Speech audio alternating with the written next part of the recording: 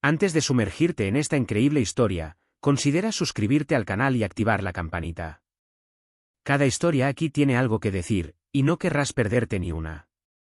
El sol caía con fuerza sobre el asfalto agrietado de esta carretera desértica, perdida entre El Paso y la frontera con México. El aire parecía vibrar sobre el asfalto, como si el calor mismo quisiera derretirlo todo. Ni una sola nube en el cielo, solo ese azul despiadado, seco y opresivo. Las yucas y los cactus alzaban sus delgadas sombras como las garras de un desierto hambriento.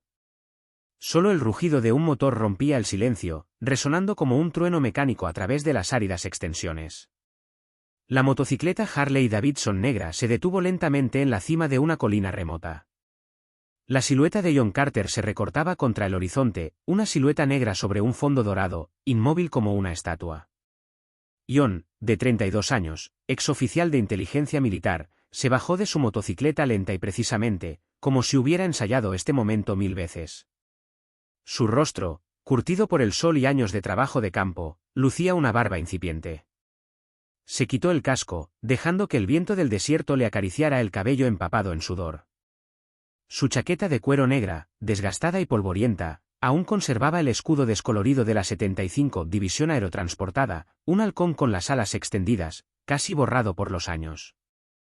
Era un vestigio, un fantasma de su pasado. Había jurado no volver a usar este escudo de armas. Y, sin embargo, lo había conservado. Como un recordatorio. Como un peso.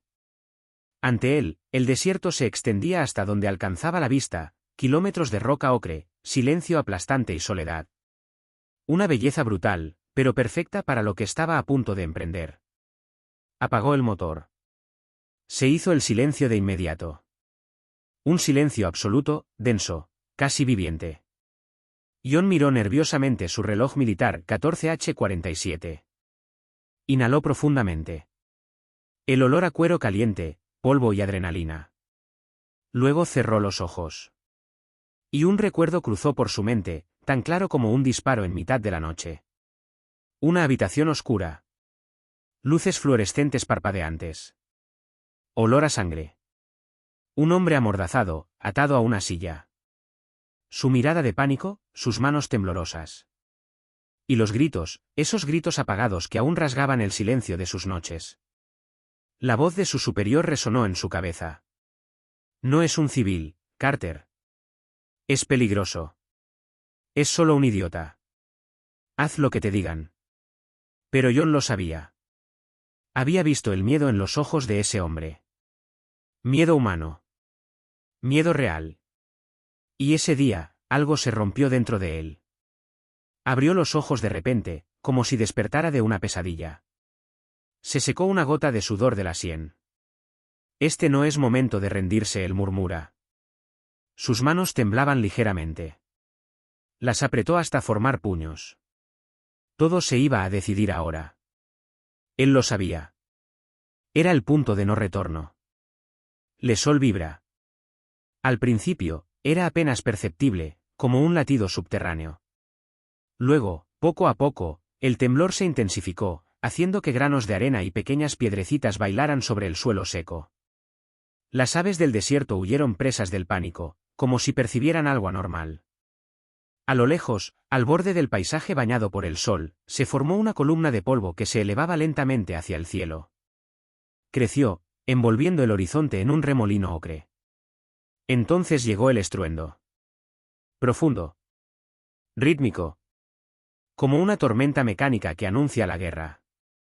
Menos de 5 minutos después, 50 UMVs militares aparecieron en el horizonte. En formación cerrada, los vehículos avanzaban como un ejército de hierro y fuego, arrasando el suelo con el sonido de motores estridentes y neumáticos chirriantes. Cada UMV ostentaba la insignia de una unidad de élite, respuesta rápida, señales y vigilancia aérea.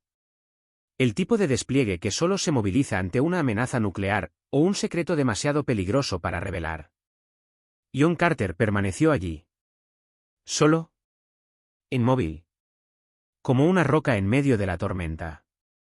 El convoy aminoró la marcha gradualmente, en una coreografía perfecta. Los motores seguían rugiendo mientras los vehículos formaban un amplio círculo a su alrededor, a unos 100 metros de distancia. El espacio estaba rodeado. Sin puntos ciegos. Sin escapatoria. Entonces, de repente, todo se detuvo. Se hizo el silencio. Un silencio denso, casi surrealista. Ni una brisa. El polvo se asentó lentamente, revelando la enorme silueta del Umbee que iba en cabeza. Se escuchó un tintineo metálico. La puerta del coche se abrió con un crujido forzado, y una bota de cuero desgastada golpeó el suelo. Un hombre salió lentamente, con la serena autoridad de quien no tiene nada que demostrar. Casco bajo el brazo. Gafas de sol oscuras. Impecable chaqueta de mando. Mandíbula cuadrada y apretada. Mirada opaca. Capitán Nathaniel Reynolds. 47 años. Veterano de 3 campañas en Oriente Medio. Citado varias veces por su valentía bajo fuego enemigo. Condecorado, pero también profundamente herido. Atormentado, según algunos, por decisiones tomadas en la sombra. Se detuvo a unos 10 metros de John. El sol a su espalda creaba una silueta casi irreal. 2 estatuas de guerra se enfrentaban, en un desierto convertido en teatro. John Carter, dijo finalmente, en un tono neutro, casi solemne. Una voz profunda y firme, como un cuchillo de carnicero. John entrecerró los ojos y luego dio un paso hacia adelante. Capitán, respondió con calma, veo que has traído una división entera. Solo faltan los helicópteros. Reynolds no sonrió. Permaneció impasible. Cuando un hombre amenaza con revelar uno de los mayores secretos de la defensa nacional, dijo lentamente, no corremos ningún riesgo. Esto no es una amenaza, capitán, John respondió sosteniendo su mirada, es una promesa. Siguió un tenso silencio. La mirada de Reynolds se endureció levemente. Conocía a este hombre. Sabía que John nunca fanfarroneaba. Habían visto la muerte juntos, habían compartido la misma sangre en las mismas zanjas. Pero hoy, estaban en bandos opuestos. Finalmente, Reynolds suspiró, casi imperceptiblemente. Así que lo hacemos a tu manera, dijo. Él toma lo principal. El escuadrón se activó de inmediato. Como un hormiguero al despertar, los soldados comenzaron a moverse. Umbees abrieron fuego, y en cuestión de minutos, se desplegó equipo ultrasofisticado. Se lanzaron drones, que ganaron altura para asegurar el perímetro. Se instalaron antenas parabólicas. Tiendas tácticas surgieron del suelo como espejismos logísticos. Los equipos de inteligencia instalaron servidores móviles. Se estableció una conexión satelital de emergencia. Se activaron bloqueadores de comunicaciones para impedir cualquier transmisión externa. En menos de 10 minutos, el desierto ya no era solo un paisaje. Se había convertido en un puesto de mando militar de nivel 1, capaz de coordinar una guerra o encubrir un escándalo de Estado. John observó todo esto sin parpadear. Él sabía que cada segundo contaba. Sabía que lo que estaba a punto de revelar podría cambiar la historia o matarlo antes de que dijera una palabra. Pero él estaba listo. Porque ese día la verdad tenía un nombre, un rostro y una voluntad de hierro. Dentro de la carpa principal, la temperatura parecía haber bajado varios grados. No por el tenue zumbido del aire acondicionado portátil, sino por el peso invisible de lo que estaba a punto de revelarse. Los cables serpenteaban por el suelo, las pantallas parpadeaban y soldados especializados tecleaban en un silencio casi religioso. Las paredes de lona reforzada apenas filtraban el ruido exterior, el viento, las órdenes bruscas, los zumbidos, pero dentro, el mundo entero parecía suspendido en el tiempo. John Carter se acercó con calma a la terminal principal, una caja negra segura conectada a un servidor móvil. Extrajo una pequeña memoria USB reforzada con titanio, grabada con un símbolo descolorido por el uso, un simple triángulo invertido. Un artefacto robado del corazón de las tinieblas. Lo enchufó sin temblar. Suena un pitido discreto. La pantalla se iluminó de inmediato, revelando un menú de acceso cifrado. John introdujo una serie de códigos de 256 caracteres, escribiéndolos con precisión. Luego, los validó. La interfaz alterna. Las imágenes aparecieron una a una en las pantallas. Un vídeo de visión nocturna que muestra una redada en un pequeño pueblo tropical. Un mapa satelital con círculos rojos que indican áreas despejadas. Una lista de nombres, hombres, mujeres, niños, todos tachados con una línea roja. Extractos de audio. Objetivo neutralizado, sector B despejado. No se encontraron armas, pero la directiva sigue vigente. El periodista vio algo. No debe salir con vida.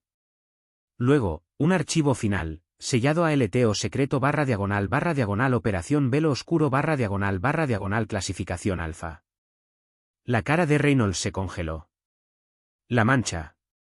¿De dónde sacaste eso?, preguntó con voz ronca y apenas audible. John giró lentamente la cabeza hacia él. Proyecto Velo Oscuro. Una operación clandestina llevada a cabo en Honduras en 2017. 17 civiles fueron asesinados en una noche. Oficialmente, terroristas hizo una pausa y miró fijamente al capitán. En realidad, eran denunciantes. Médicos, profesores, un periodista. Investigaban una mina ilegal operada por un contratista militar estadounidense. Reynolds bajó la mirada. Su rostro delataba una guerra interior. Conocía esta misión. Conocía sus órdenes.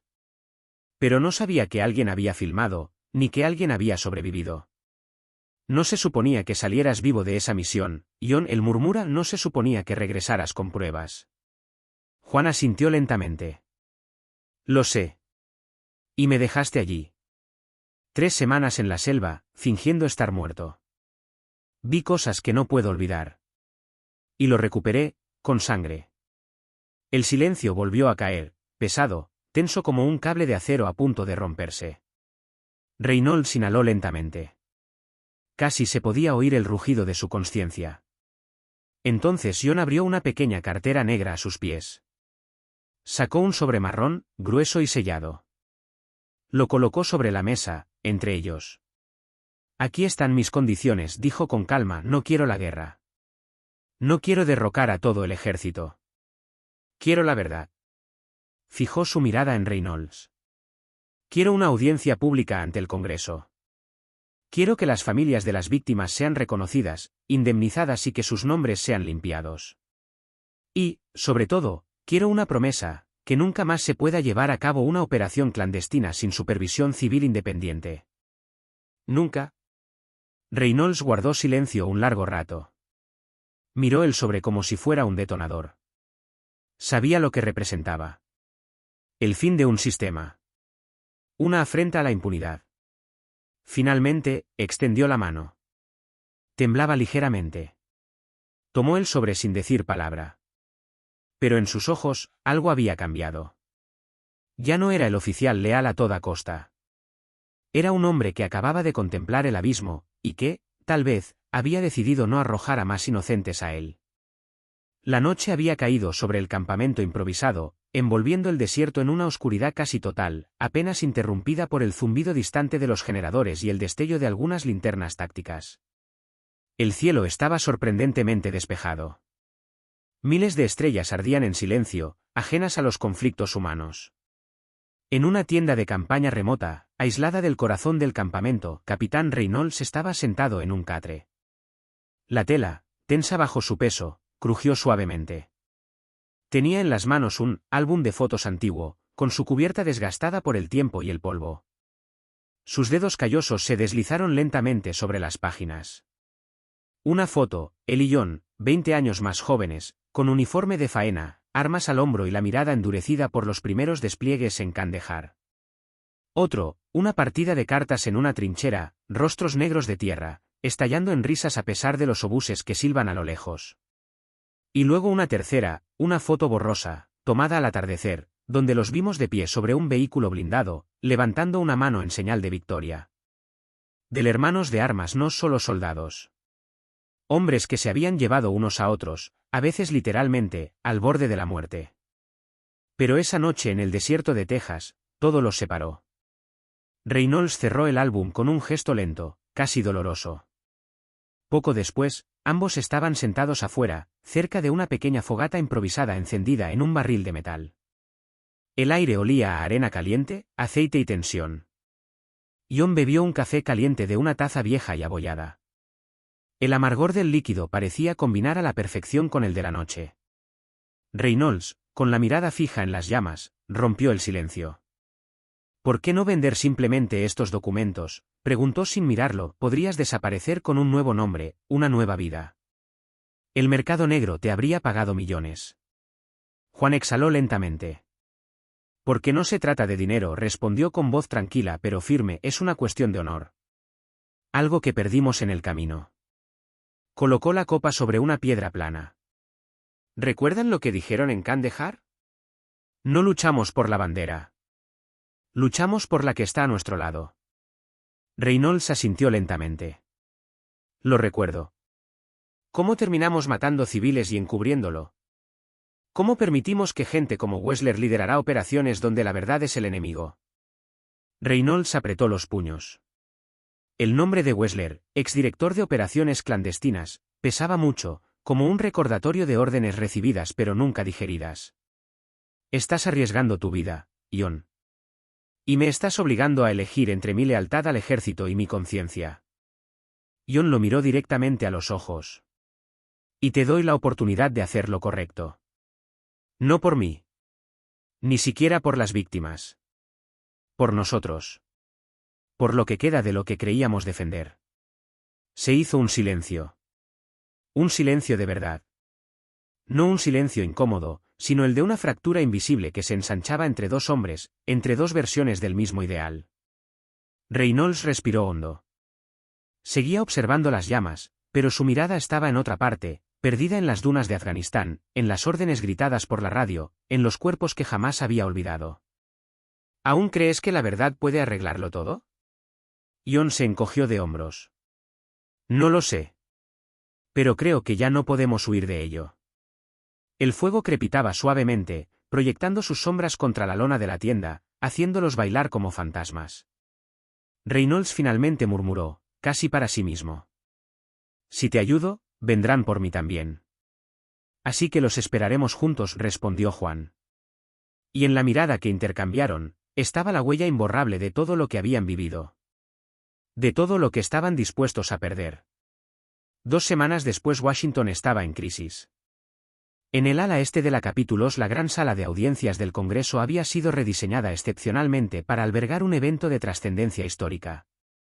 Las paredes revestidas de madera, los retratos de expresidentes colgados en lo alto, las cámaras enfocando en cada rincón, todo daba testimonio de la importancia del momento. Miembros del Congreso, altos funcionarios del Pentágono, periodistas, abogados militares y constitucionales, todos estaban allí. Y en medio de esa multitud tensa, 2 hombres avanzaron uno al lado del otro hacia el estrado de los testigos. John Carter, con camisa sobria, sin insignia alguna, con el rostro demacrado pero la cabeza en alto. Capitán Nathaniel Reynolds, con uniforme ceremonial, todas sus condecoraciones prendidas, pero con el alma al descubierto. Los murmullos cesaron cuando hicieron el juramento. Entonces la verdad cayó sobre la asamblea como una tormenta. Ion habló sin rodeos. Reveló las órdenes extraoficiales, las aldeas borradas de los mapas, los periodistas silenciados, los niños asesinados por error, y luego los clasificó como pérdidas colaterales. Reprodujo los vídeos, las grabaciones, mostró los documentos desclasificados, cada prueba era más escalofriante que la anterior. Y cuando el presidente del comité le preguntó: ¿por qué no guardar silencio como los demás? Juan simplemente respondió: porque el silencio mata más que las balas. Y un día, tendré que mirar a mi hijo a los ojos, y decirle lo que hice cuando tuve la opción. Entonces Reynolds, en un pesado silencio, se acercó al micrófono. Su voz era profunda, pero sorprendentemente clara. Confirmo la autenticidad de los documentos presentados. Participé, a veces sin saberlo, en el encubrimiento de actos contrarios a nuestra Constitución. Esto no es traición. Es un acto de verdad. Y, a veces, la lealtad implica tener la valentía de decir no. Los días que siguieron fueron históricos. En los medios explotaron las cadenas de noticias, redujeron su programación para transmitir fragmentos continuos de la audiencia. Las imágenes de Carter y Reynolds dieron la vuelta al mundo. En los hogares de varias familias estadounidenses, cuyos seres queridos habían desaparecido en Latinoamérica, el llanto estalló. No eran solo lágrimas de dolor, sino también de alivio, finalmente les creímos. Del protestas silenciosas se organizaron frente a bases militares. Soldados vestidos de civil depositaron flores frente a las puertas, en memoria de aquellos a quienes nunca pudieron proteger. El presidente de los Estados Unidos, en un discurso solemne desde la oficina oval, declaró: "No podemos cambiar el pasado, pero tenemos el deber moral de aprender de él. A partir de hoy, todas las operaciones especiales estarán sujetas a supervisión civil independiente. Y las familias de las víctimas recibirán justicia, reconocimiento y reparación". El director de operaciones clandestinas fue enviado de vuelta. 3 generales resignados se encontraron decenas de archivos reabierto. El propio ejército tuvo que revisar su doctrina sobre las intervenciones encubiertas. Para Reynolds fue suspendido de sus funciones militares. Pero, paradójicamente, se convirtió en una figura pública, invitado a debates, aclamado como un hombre con el coraje de enfrentarse a lo inaceptable. Meses después, a miles de kilómetros de Washington, en el norte de Montana, una granja aislada se encontraba al pie de unas colinas boscosas. Allí John Carter vivía solo. Sin televisión. Sin internet. Ni siquiera hay señal de teléfono fiable. Se levantaba temprano, regaba sus verduras, reparaba sus cercas y alimentaba a sus cabras. Saludaba a sus vecinos con discreción, rechazando a periodistas y solicitudes de entrevistas. Solo quería respirar. Mas cada mañana, sin excepción, hizo lo mismo. Sacó un reloj militar desgastado, el que había usado ese día en el desierto. El que mostraba 14h47, en el preciso momento en que se hizo la elección. Lo abrió y lo miró en silencio. Luego lo guardó en el bolsillo interior de su chaqueta. Porque sabía que a veces simplemente detén una motocicleta, en lo alto de un camino olvidado, en el corazón de un desierto sin testigos, para desencadenar una revolución.